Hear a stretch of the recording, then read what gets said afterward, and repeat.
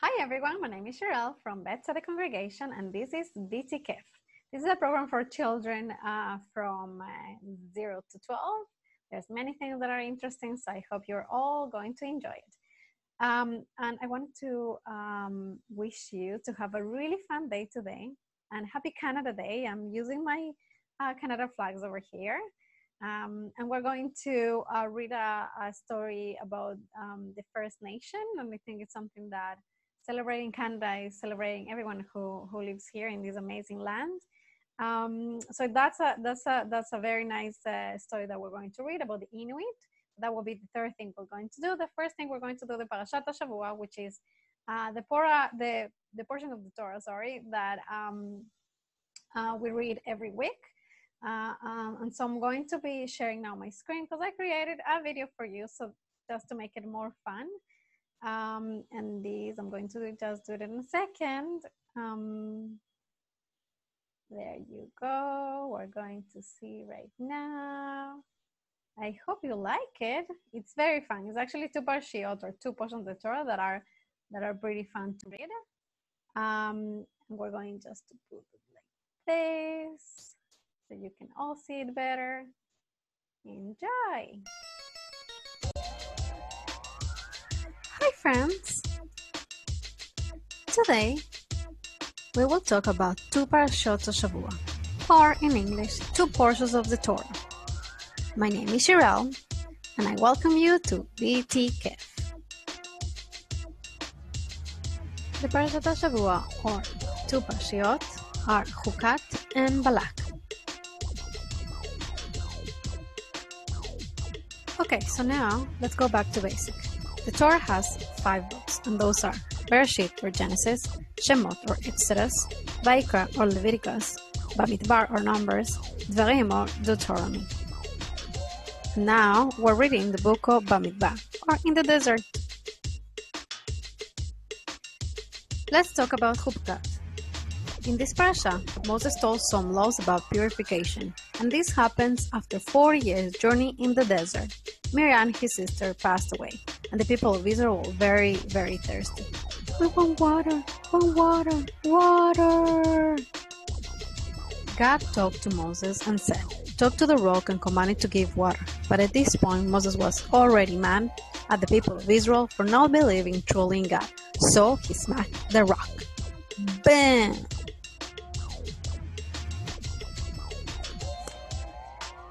And suddenly, the rock gave lots of water. Yay! Oh, I have bad news. Because of what Moses did, Aaron and Moses never got into the land of Israel. So next time, when God talks to you and tells you to talk to something, don't smack it. The second parashat is called Balak. Balak was the king of Moab and was very afraid of Israel. So he talked to Balaam the prophet and sent him to curse the people of Israel. In other words, say bad things to them. Balaam rode a donkey, but in the middle of the journey, the donkey stopped because an angel of God blocked their way. I don't want to move. I'm not moving. Yes, the donkey talked. Balaam didn't understand what was happening. Balaam also tried to say bad things to Israel, but everything that will come out of his mouth will be good things. Israel, be blessed. Oops, no, I mean, be blessed. What did he say? Oh no, be blessed.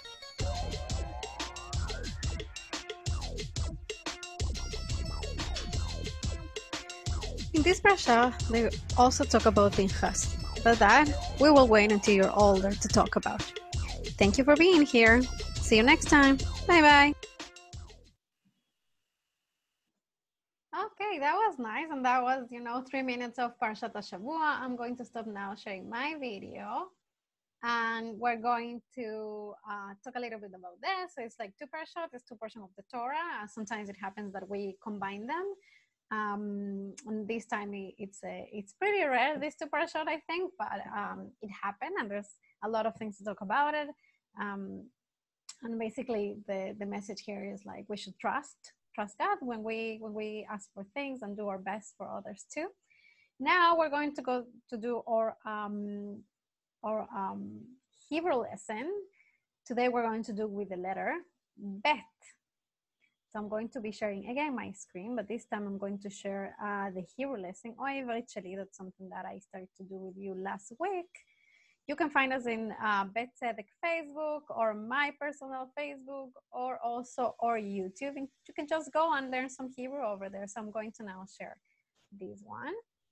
As you can see, this is the second class that we're going to do. We're doing Hebrew here. So eventually, it's my Hebrew. And we're going to learn some words with bet. 5 words, to be honest. So let's do it. This is the letter bet. So let's see which words we have here. Bet is balloon. So in Hebrew, it's balloon. So it's very, very similar, but not exactly the same. So you need to be aware of that. But it's easy to remember. So you will say balloon. So we have, I don't know if you guys know, there's a very nice book about a bunch of kids having these balloons with colors and, you know, pum trach, their balloons pop, it puts it too. So they kind of exploded and they needed to kind of, you know, to be aware of what to do and how to react, and that's kind of learning as a learning technique for colors in Hebrew too. So again, it's a balloon. That's balloon. Let's see what we have next. This is the best because it's exactly the same. Banana, like banana, right? So banana. So if you want to eat something, and this is a very healthy fruit, you will say banana. Ani רוצה banana. I want a banana. Let's see what we have. Buba. That's a doll. So you can say, you know, like I have a buba that I really like. It can be also sometimes we call the stuffies like a buba, but to like the exact term, it's doll. The dolls, you know, like the one that we have in the picture over there. So it's buba, doll. Let's see the next word. Oh, bat, ben. So it's girl and boy. So it is with bet, both of these terms. So bat is girl, ben is boy, bat, ben. Also, ben is it's a name. You have heard we have a pretty famous Jewish people like Ben Stiller. That's also a name, right? I really like that name. This one is an important one. It's a bakbuk. Bakbuk, it's a bottle. And in these days, and in Israel in general, we always talk about drinking water. So you can buy a nice bottle to be all the time filling up the water, and will be bakbuk mine. So it's a bottle of water with water inside, bakbuk.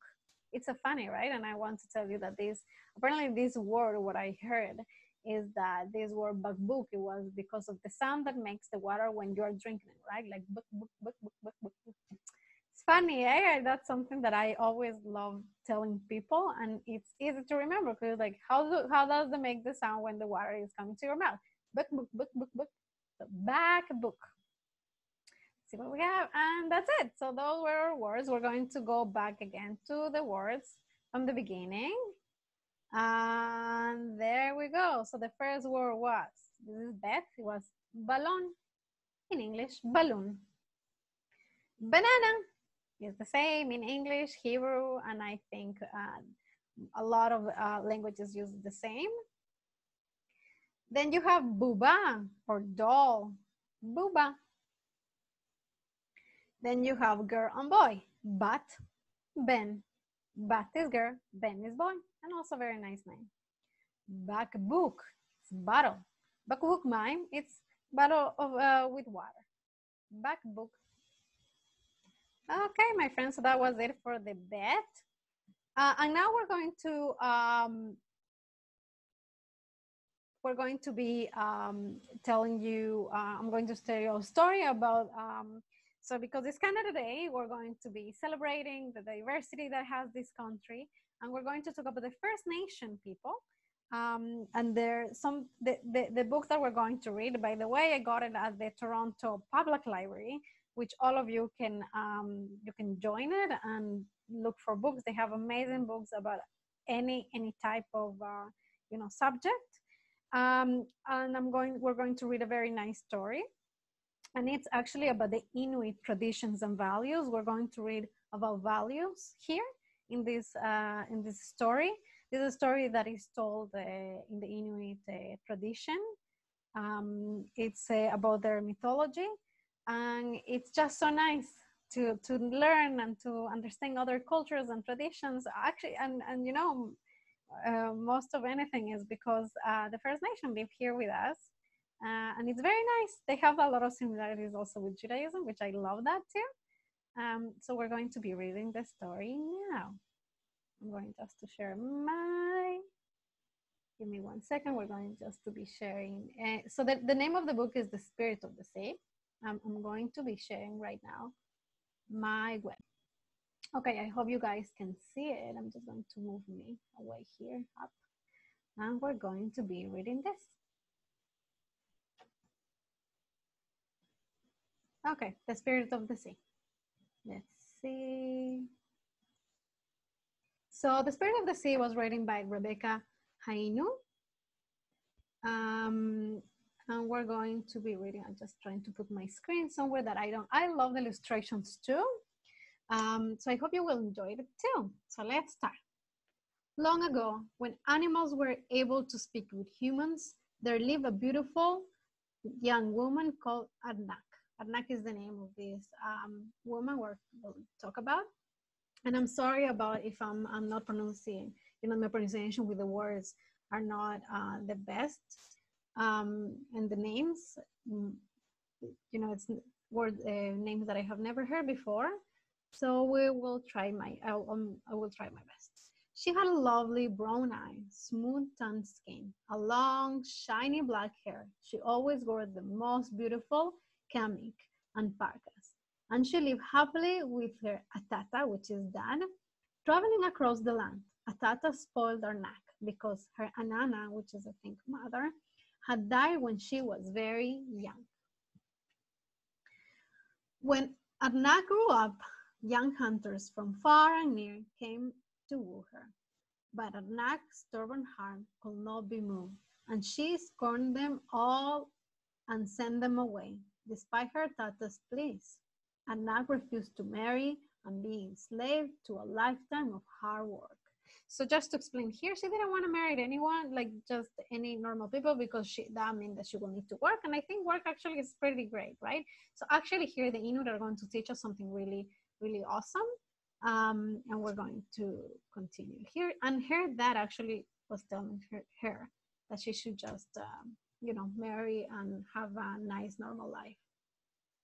When spring arrived and the sea ice broke, Arnak and her father moved their camp to the shore.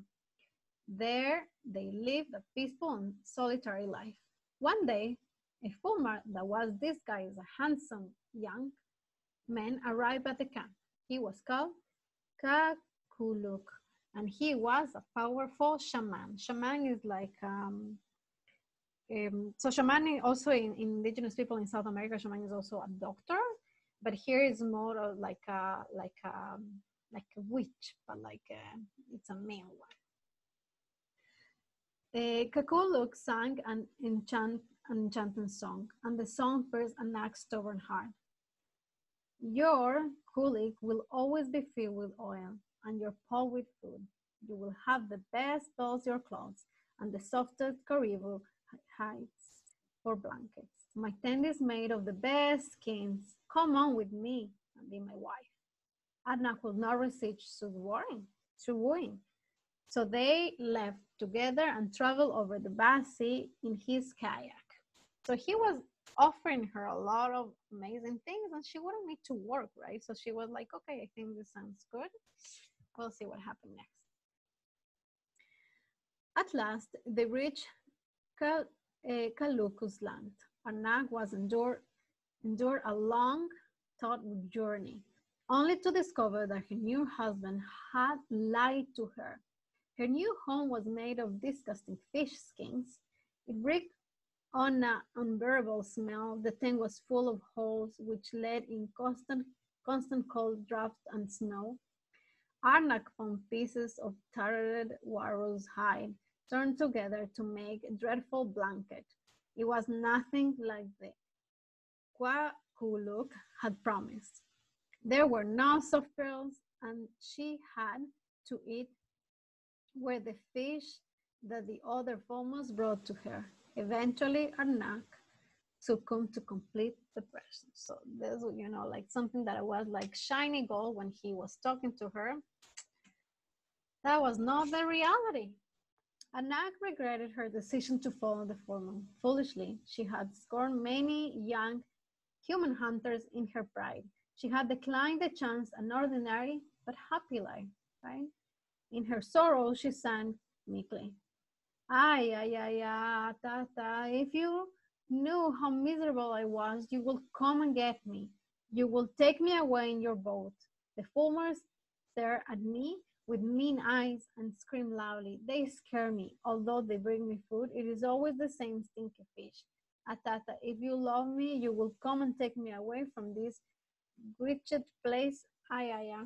Ay, ay, ay is like a lamenting thing. That's what I read. Whispering, she finished, I need to go home. Look at the illustrations, they're so amazing. I love it. A whole year passed. All winter long, Atata felt a strange need to check on Arnax in her new life. When spring, so Atata is the daddy, right? When spring arrived and the vast sea eyes finally opened, Atata traveled to visit his only child. When he arrived, Arnax greeted him with much warmth, although she was very distraught. She told him everything and begged him to take her away. Outrated, Atata wasted no time, take her swiftly away on his boat. Witnessing this, the flock of farmers went to warn Anak's husband, who was fishing for her dinner. When Kakuluk heard that Anak had left him, he and the other farmers fled with great speed and caught up to Atata's boat. The flock of farmers, screaming and encouraging Kuluk to seek revenge, swam around the boat. Furiously, Kakuluk screamed, give me back my wife, she left freely with me. Atata, still angry with Kakuluk, get after him. You tricked us, you treacherous bird. You don't deserve such a beautiful human wife. Kakuluk and Atata exchanged many angry words. Suddenly, gusting winds began to blow with each flap of Quackulu's wings, and waves rocked the boat. Quackulut caused a very frightful storm. The little boat was thrown around in the waves like a rag. Atata's anger was replaced with absolute terror. They were very afraid. In an effort to save his own life, Atata decided to offer a nut to the farmers. He thrusted her overboard. Anak sized the size of the boat. Crazed with terror, Atata yelled at her to let go, but still she held on. She refused to release her grip, Atata took a long snow knife and cut off the first fingers. That's not the best. Anak's finger fell into the water, turning into whales. Her fingers became whale bones. Still, she held on with all her might, but the sharp knife fell onto her fingers again. Then the remaining joints of the fingers fell into the water. They turned into skulks and swam away. Arnak disappeared beneath the surface. The flock of farmers shouted in victory and turned away, assuming that Arnak had disappeared. The storm subsided. Atata, who was utterly ashamed, floated away in his little boat, and Arnak sank deeper into the sea. The sea animals swam protectively around her, following her body, and it was slowly to the bottom. From that dreadful day onward, the sea changed Arnak. She became the spirit of the sea, and is now known as Nuliayuk. It has been that her home at the bottom of the sea is built of large stones and whale bones. Sea mammals obey her because they were once a part of her. When humans disrespect the land or the sea, Nulayuk becomes displeased. She calls her sea animals back to her home, keeping them out of the reach of human hunters, and causes great storm. Since that day that she was taken by the sea, the only way for humans to appease the first storm, Nulayuk is to send two shaman down into her lair to soothe her. Only then will the waters become calm and the sea animals return to their hunting ground. As for the females, Nulayuk has taken away their ability to speak so they may never deceive another innocent soul. To this day, you can hear them wailing in regret. Afterward, this book is only one of many versions of the story told by the Inuit. Depending on the region in which the story is told, the woman in the story is called different names, including Nulayuk, Takanaluk, Taliluluk, Arnajuluk, and other names that I cannot pronounce. Whichever come you know her, she is often addressed by Arnak, the Inuit word for woman, and the beginning of the story. The father is the legend always nameless and is only ever referred as her father. In this version, Atata, the Inuit word is for father, is used for a character man and is Kaluku, the Inuit word for woman. In many Inuit stories about animals, the character's name is often the name of the animal in question. So that was a nice story. It was a pretty tough story, but it's a story to teach us that sometimes we need to look at the small and nice things the world has to offer, and never to try to reach things that we are like out of our hands, or like, because that's, you know, like all of these superficial things are not what real happiness is. So I thank you for being here. I'm going to stop now my screen sharing. And thank you very much, and have a nice Canada Day. And I hope you now know more about Parashat Shavua, a little bit more of Hebrew, and also these amazing myths and traditions of the Inuit here in Canada. Bye-bye.